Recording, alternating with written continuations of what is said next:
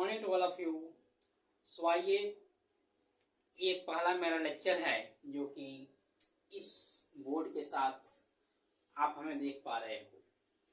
So I hope कि आप सभी लोग अच्छे होंगे और अच्छे से अपना लाइफ एंजॉय कर रहे होंगे। सो आज है शिवरात्रि का पहला सोमवार। So happy Shivratri to all of you. भगवान से की कृपा आप सभी पर बनी रहे। सो आइए, बहुत ही शानदार एक बात कही गई है, नहीं पता कि मंजिल कहाँ पर है, हमें तो सिर्फ अपने पैरों का तेज रफ्तार चाहिए। जी हाँ गाइस, आप में अगर चलने का जज्बा तेज चलने का जज्बा होना चाहिए, और जब तेज चलने का जज्बा आपके अंदर होगा तो मंजिल कोई भी हो आपका रास्ता निकल जाता है। सो आइए, आज का ये लेक्चर स्टार्ट करते हैं और किस टॉपिक पर रहने वाला है मैं आगे आपको जरूर बताता हूँ। और चलिए स्टार्ट करते हैं लेक्चर को। Hi guys, WhatsApp. सो आइए स्टार्ट करते हैं लेक्चर ये, और देखते हैं आज के लेक्चर में हम बात करने वाले हैं पार्ट्स ऑफ गवर्नमेंट, जो कि कॉन्स्टिट्यूशन ऑफ इंडिया में आता है। तो आपने गवर्नमेंट के बारे में बहुत कुछ सुना होगा, हालांकि हम गवर्नमेंट नहीं बोलते हैं।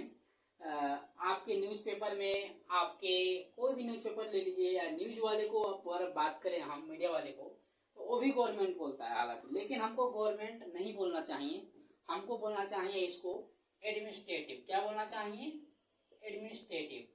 ये जो एडमिनिस्ट्रेटिव शब्द है, तो ये एडमिनिस्ट्रेटिव शब्द हमारे लिए अच्छा रहता है। एडमिनिस्ट्रेटिव मतलब कि हमारे काउंसिल ऑफ मिनिस्टर्स पे जाते हैं, और हमारे प्राइम मिनिस्टर्स, लोकसभा, राज्यसभा, ये सारी चीजें अब हमारे साथ कंबाइन हो जाती है, उसी को एडमिनिस्ट्रेटिव हम लोग बोल देते हैं।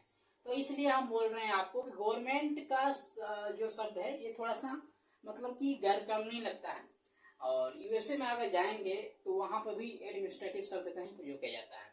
आइए बात करते हैं कि कॉन्स्टिट्यूशन में हमारे पार्ट्स ऑफ द गवर्नमेंट जो है ये कितने पार्ट्स में बांटा गया है। तो आपको पता होगा, ऑलरेडी आपने पढ़ रखा होगा, आई होप की, और थोड़ा बहुत जानकारी आपको होगी, क्योंकि ये क्लास 6 के लेवल से ही जुड़ जाता है। आइए बात करते हैं, पहला है लेजिस्लेटिव, जो कि आप देख पा रहे हो, फिर है एक्सिक्यूटिव, और उसके बाद होता है जुडिशरी। जुडिशियल, लेजिस्लेटिव और एक्सिक्यूटिव, ये 3 पार्ट्स हैं आपके। मैं बारी बारी से बताऊंगा, आपको डिटेल्स में कहीं भी कंफ्यूजन नहीं देखने को मिलेगा। अगर फिर भी कोई कंफ्यूजन हो रहा है तो आप जरूर कमेंट करिएगा। आइए स्टार्ट करते हैं। अगर बात करें लेजिस्लेटिव के बारे में, लेजिस्लेटिव क्या काम करता है, तो ये लॉ को बनाता है।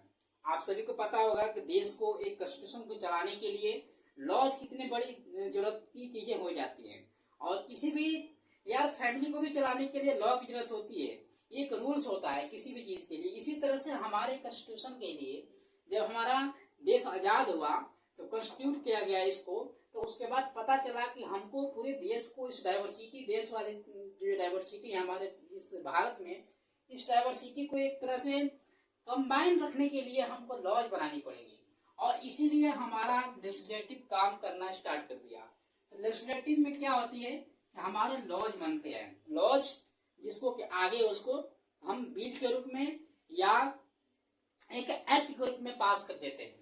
हम सारी चीजें आपको इन्फॉर्मेशन देंगे कि एक्ट क्या होता है, बिल क्या होता है, कहीं भी कंफ्यूजन देखने को नहीं मिलने वाली है।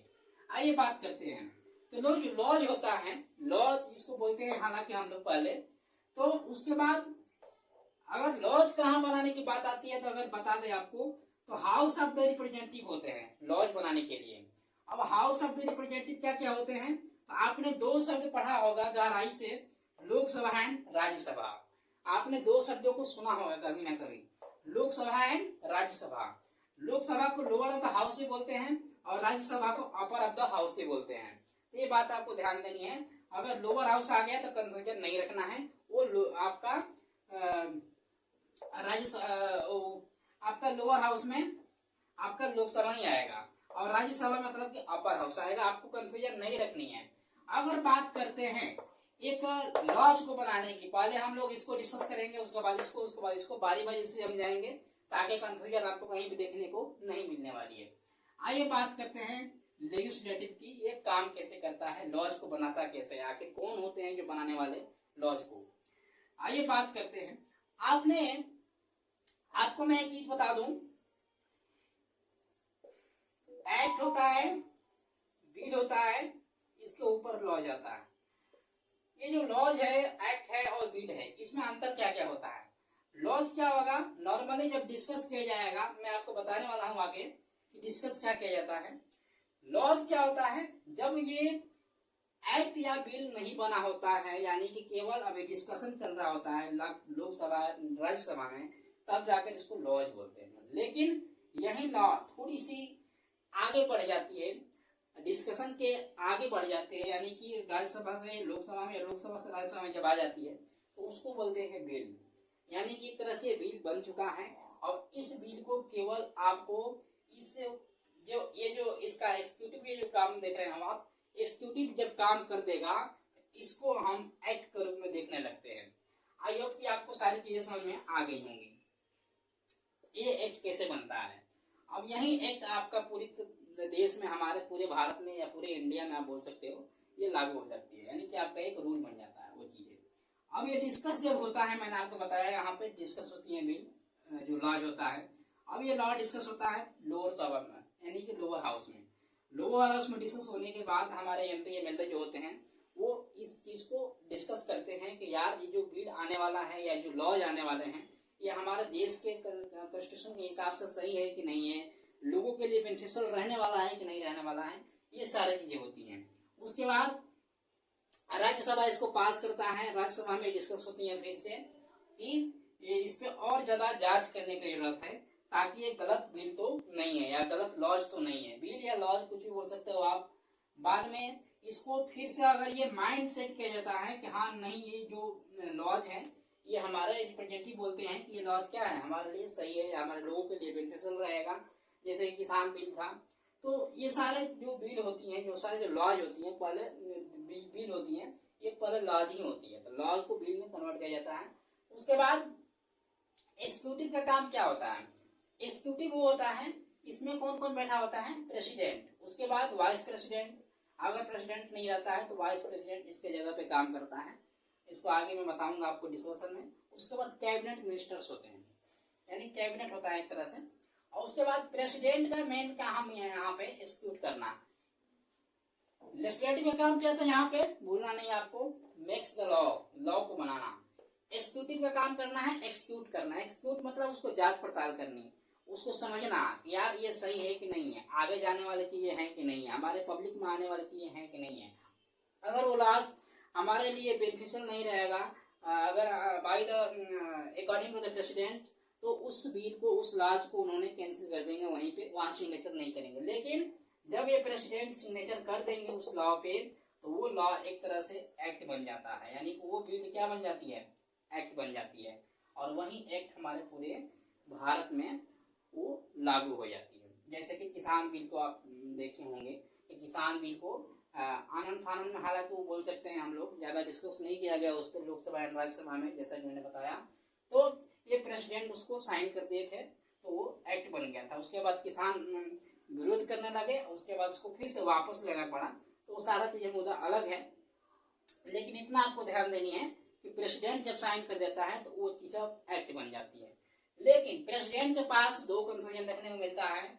अगर वो प्रेसिडेंट उस चीज को पास भी कर दिया और इसके हिसाब से सही है, लेकिन उस चीज को पास करने के बाद प्रोटेस्ट होने लगे देश में या कोई ऐसा मैटर हो गया, तो वो चीजें फिर चली जाती है जुडिशरी में। ये बात आपको ध्यान देनी है, वो चीज जुडिशियल में आ जाती है।